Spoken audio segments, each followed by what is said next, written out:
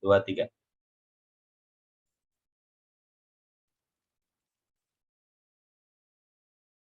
Oke. Assalamualaikum, selamat siang, Bu Yunesianti. Waalaikumsalam. Selamat siang, Pak Pengawas, silakan masuk. Sehat, Ibu? Alhamdulillah, sehat. Iya, saya dapat informasi Ibu mau melakukan supervisi akademik di sekolah. Oh iya, Pak. Besok rencananya itu ada guru saya itu Pak Ahmad Maulana, itu sudah terjadwal untuk supervisi besok dan beliaunya sudah diberitahu dengan jadwal yang ada. Mudah-mudahan beliau siap besok. Oke, siap. Baik, Ibu, silakan nanti saya coba melihat, mengamati dan memantau kegiatan Ibu. Mudah-mudahan nanti ada sesuatu yang bisa saya berikan atau kita diskusikan, Ibu ya. Oke, kalau bisa sih saya request minta diamati tentang proses saya melakukan supervisi, Pak. Oh, Supaya nanti siap. ada catatan bagi saya untuk bisa memperbaiki kinerja saya. Iya. Dalam Proses melakukan supervisi seperti apa, Bu? Sebelum saya nanti berkembang lebih jauh. Proses supervisi seperti apa? Langsung atau bagaimana? langsung nanti saya langsung melaksanakan supervisi di kelasnya Pak Ahmad Maulana. Oh ya, ada tahapannya, pra atau? Iya, nanti mungkin akan ada 3 tahapan. Yang pertama mungkin pra supervisi, saya mungkin ketemu dulu sama Pak Ahmad Maulana, menanyakan kesiapan beliau untuk di supervisi hari itu, terus materi-materi apa yang diajarkan, terus saya mau melihat juga tentang rencana pembelajaran hari itu. Nah, terus yang kedua, saya akan melakukan masuk ke dalam kelas, saya akan supervisi langsung, mengamati langsung kegiatan beliau di dalam kelas. Terus yang ketiga mungkin feedback ya, umpan baliknya saya akan mencoba menyampaikan apa yang sudah saya lihat dengan seutuh-utuhnya supaya bisa dipahami bersama antara Pak Ahmad Maulana sama saya supaya ketemu nanti jalan terbaik untuk pola pembelajaran di kelas. Oke, siap. Begitu, Pak. Baik, bagus sekali Bu. Ya, nanti saya akan mantau secara utuh dari tahapan-tahapannya. Mudah-mudahan semua berjalan dengan lancar ya Bu ya. Sukses buat Ibu ya. Silakan Bu, mangga. Terima kasih Pak. Assalamualaikum Pak Ahmad. Waalaikumsalam Bu Yuni. Sehat Bu? Alhamdulillah sehat. Bapak sendiri? Alhamdulillah Bu, sehat dan semangat selalu Bu. Alhamdulillah kalau begitu. Berarti siap dong hari ini supervisi sesuai jadwal. Insya Allah sudah dipersiapkan Ibu dari jadwal yang kata saya. Oke, kalau begitu nanti saya akan melakukan supervisi di kelas Pak Ahmad. Baik Bu. Boleh saya minta dulu mungkin rencana pembelajarannya, Bapak mau ceritakan aja apa nanti akan skenario yang Bapak lakukan di kelas. Sebelum saya lakukan pengamatan. Mungkin tidak terlalu detail. Iya Ibu, saya ingin mengajarkan caranya untuk merakit PC Bu untuk anak-anak. Karena kan goalnya untuk TKJ itu Bu, dia bisa melakukan perakitan, termasuk juga ada penerapan jaringan internet Ibu. Tapi pertemuan yang kali ini Ibu mau supervisi itu mungkin pertemuan ini ada di perakitan PC-nya Ibu, seperti itu. Oke, baiklah. Kalau begitu, Bapak di jam keberapa hari ini? Jam ketiga ya? Saya ada di jam, ya betul Ibu. Oke, nanti saya akan masuk kelas Bapak di jam ketiga. Ibu, ditunggu ya Bu. Ya, Pak. Makasih ya Pak. Mari Bu. 3. Assalamualaikum Pak Ahmad. Salam Ibu, silakan Ibu. Oke, udah siap ya dalam melakukan pembelajaran? Iya, izin melanjutkan ya Bu. Selamat pagi juga anak-anak. Mohon maaf Ibu mau ikut di dalam ya. Oke, silakan Pak Ahmad. Ya Ibu, di sini saya ingin menjelaskan tentang perakitan PC. Tapi sebelum itu kita jelaskan Ibu, di sini saya ingin mengajarkan juga anak-anak mengenai perangkat keras dari sebuah komputer Ibu. Bahwasanya komputer itu memiliki beberapa perangkat keras. Yang pertama pasti ada monitor ya Bu ya. Ada monitor, terus kemudian ada keyboard, ada mouse, dan ada CPU. Nah, perakitan di sini lebih fokus kepada CPU-nya. Karena kalau misalnya monitor, keyboard dan mouse, dia sudah plug and play, dia sudah bisa digunakan tanpa harus ada perakitan sebelumnya. Paling hanya menyambung kabel saja.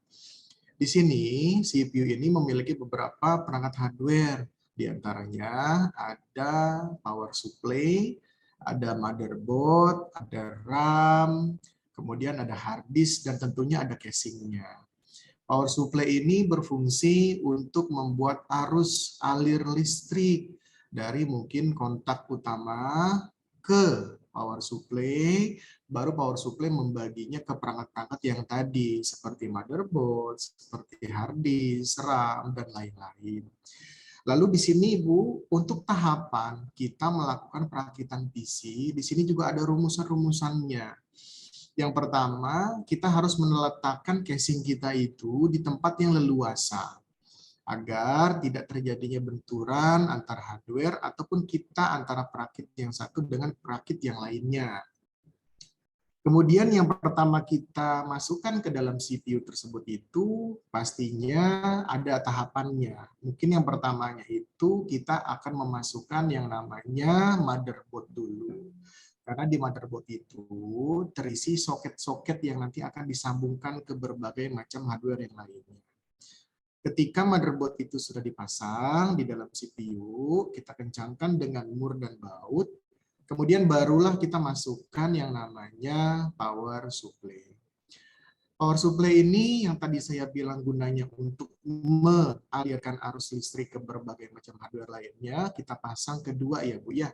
Di sini kita pasang, kemudian kita akan mencolokkan port-port yang ada pada power supply ke dalam motherboard. Selanjutnya yang kita pasang itu adalah hard disk Ibu. Itu media penyimpanan yang nantinya kita pasang itu ketiga. Kita pasang hard disknya pun kita kencangkan menggunakan baut dan mur. Kemudian kita colokkan juga ke soket-soket yang ada pada motherboard antara hard disk dengan motherboard. Setelah itu, yang terakhir itu adalah pemasangan RAM. Karena RAM ini bersifat lebih sensitif dan pipih ya Bu ya, karena memang dia seperti penggaris, jadi rawan patah dan rawan kotor itu nanti chipnya itu tidak akan terbaca.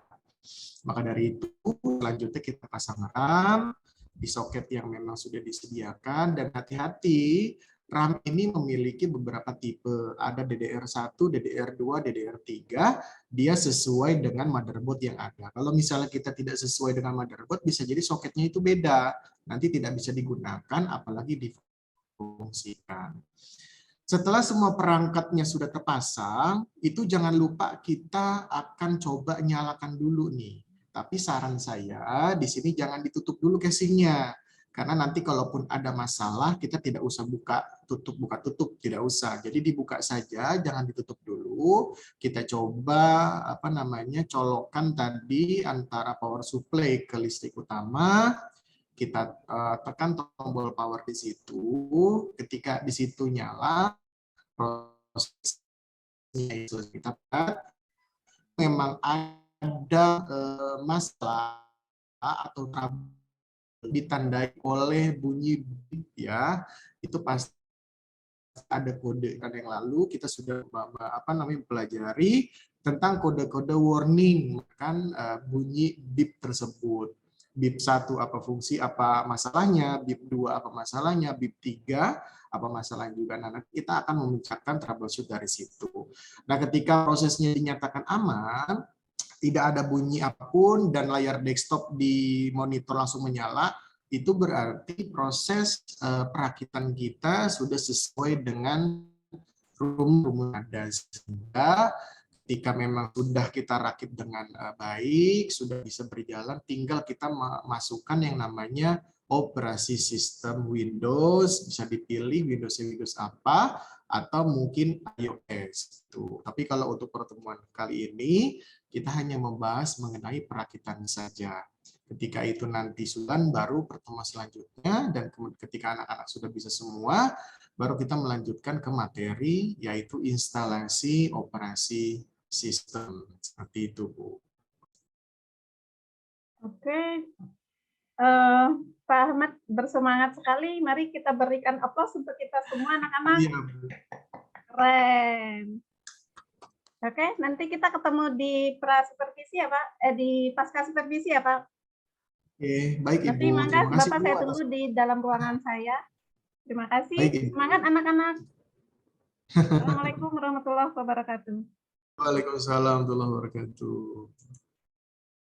Assalamualaikum Bu Yuni, izin masuk. Waalaikumsalam Pak Ahmad. Ayo Pak, mari masuk. Sudah saya tunggu. Permisi ya Bu. Mangga Pak, silakan duduk. Iya, alhamdulillah Bu. Gimana Bu? Tadi saya udah mau masuk di kelas Bapak. Keren banget sih Bapak penguasaan materinya tuh. Udah nggak diragukan lagi. Oke banget. Tapi Amin. kalau sebelum saya melakukan feedback, mungkin apa yang mungkin Bapak bisa rasakan dari apa yang tadi telah Bapak lakukan di kelas, apa yang bisa Bapak simpulkan gitu dari proses pembelajaran dari awal sampai akhir, mungkin aktifan siswa atau seperti apa? Enggak Pak? Iya ya Bu, ini tadi kan ada di kelas 10 TKJ 1 ya Bu ya, yang memang anak-anaknya di situ cukup aktif Ibu. Tapi keaktifan mereka itu, kalau menurut saya namanya pencapaian setiap siswa kan berbeda ya Bu ya.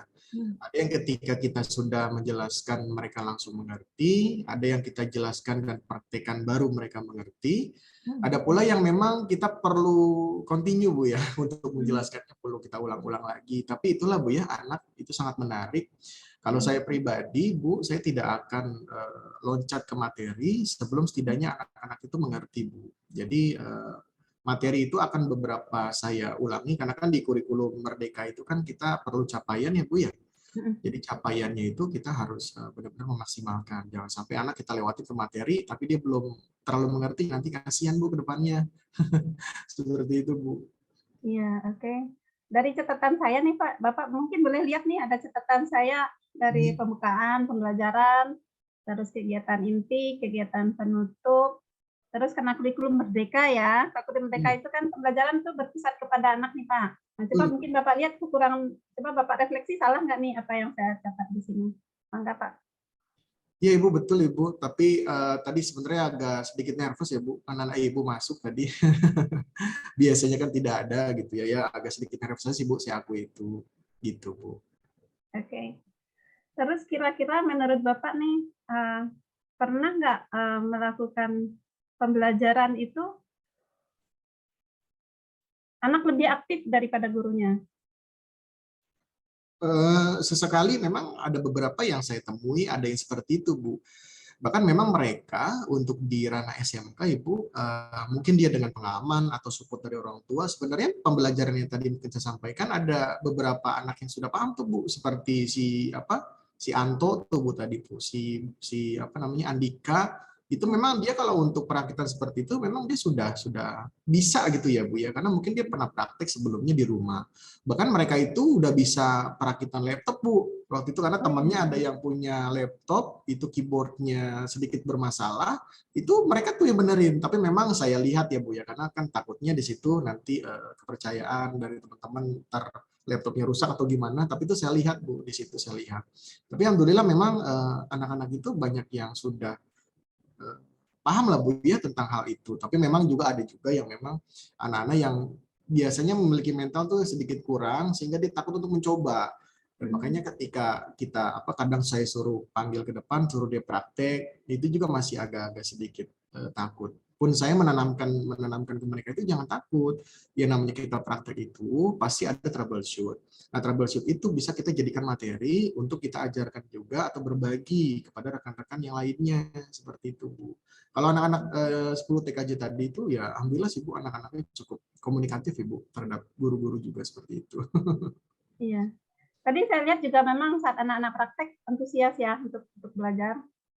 Ada yang terkritik Pak. Misalnya gini, bagaimana cara Bapak mengatasi ada anak-anak yang takut tadi atau anak-anak yang takut bertanya, takut untuk berekspresi, takut salah gitu. Ya kalau saya triknya itu saya pastikan mereka harus praktek Bu, gitu ya. Jangan sampai dia udah maaf sudah sedikit takut atau merasa belum bisa, tapi dia tidak tersentuh oleh kita. Itu jangan sampai kayak gitu. Justru anak yang seperti itu, sentuhannya kita lebih harus intens ya Bu ya, karena untuk meningkatkan percaya diri mereka juga. Jangan sampai dia takut terus ya, merasa nggak bisa, terus jangan, harus kita bangun. Karena kan di sini kita juga mendampingi apa sistemnya. Mungkin kita sebagai guru harus bisa sebagai orang tua dia juga, meyakinkan bahwa kamu harus bisa, kamu pasti bisa, seperti itu. Jadi jangan kita menjudge dia, memang dia nggak bisa, memang dia nggak berani, jangan, kalau bisa seperti itu. Dan saya punya cita-cita itu, intinya anak yang saya ajar itu setidaknya harus bisa Bu, walaupun dia tidak mahir, yang penting dia bisa gitu ya. Jangan sampai ada anak yang tertinggal sekali, karena kan nanti akan mempengaruhi penilaian-penilaian di selanjutnya Bu ya, apalagi kelas 10 ini dasar sekali. Kalau dia nggak bisa dasarnya, gimana nanti untuk meneruskan ke kelas 11, kelas 12. Apalagi kelas 11 kan ada prakerin, Bu. Jangan sampai dia di perusahaan tidak bisa ini itu, nantinya sebenarnya nama sekolah yang dinilai sih, Bu. Makanya kita harus menyiapkan bibit-bibit yang memang harus bagus ya Bu ya. Jadi nanti prakerinnya sudah aman. Terlebih-lebih kalau dia bisa direkrut di perusahaannya Bu ya. Ketika lulus sudah harus kerja di situ, apa gimana diminta, itu kan kebanggaan untuk saya pribadi seorang guru, pun memang dari sekolah juga pasti merasa bangga. Seperti itu Bu. Oke, terima kasih paparannya Ya, Pak Ahmad. Bu. Dan saya juga melihat Bapak sudah menyimpulkan sekali, sudah menemukan jalan keluar siswa-siswa yang tidak aktif itu gimana, dan mudah-mudahan ini ada pembelajaran buat kita bersama ya, ada perubahan Amin. perilaku di kelas, anak-anaknya sudah perubahan, terus pembelajaran jadi lebih baik.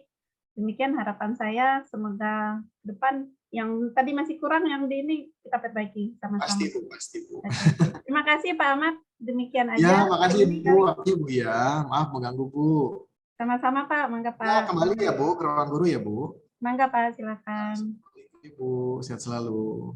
Amin.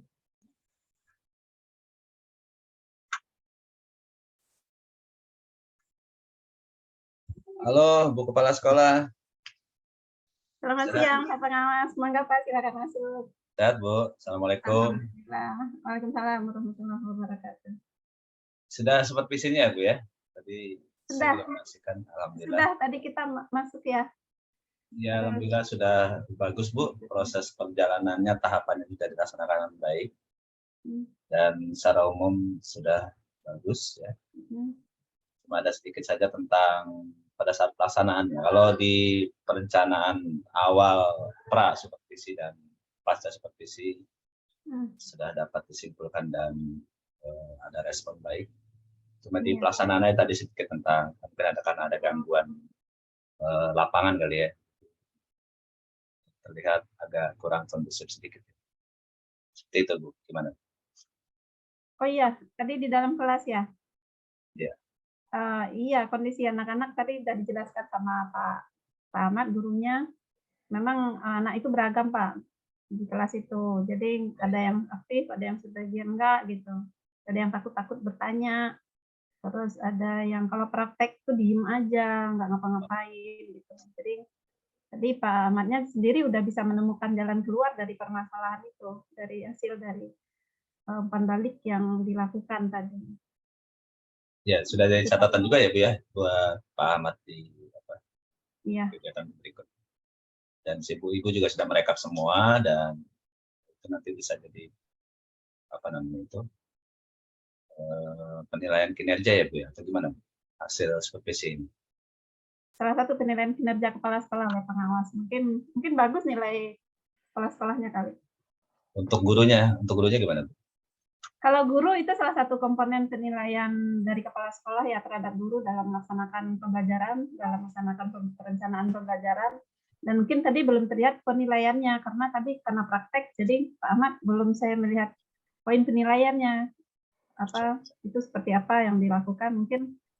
Terus yang keseharian penilaian itu juga kan tentang disiplinan beliau di sekolah, terus komitmennya. Jadi poin-poin itu akan masuk dalam penilaian di akhir tahun. Begitu Pak mungkin. Oke. Baik, terima kasih Ibu. Sukses terus. Mudah-mudahan supervisi selanjutnya berjalan dengan baik. Hari ini alhamdulillah sudah berjalan lancar dan secara umum saya menilai bagus dan efektif. Sampai ketemu lagi Bu di waktu dan gelombang yang sama. Sehat terus ya Bu ya. Amin, amin. Ya, Makasih Pak. Assalamualaikum. Waalaikumsalam warahmatullahi wabarakatuh.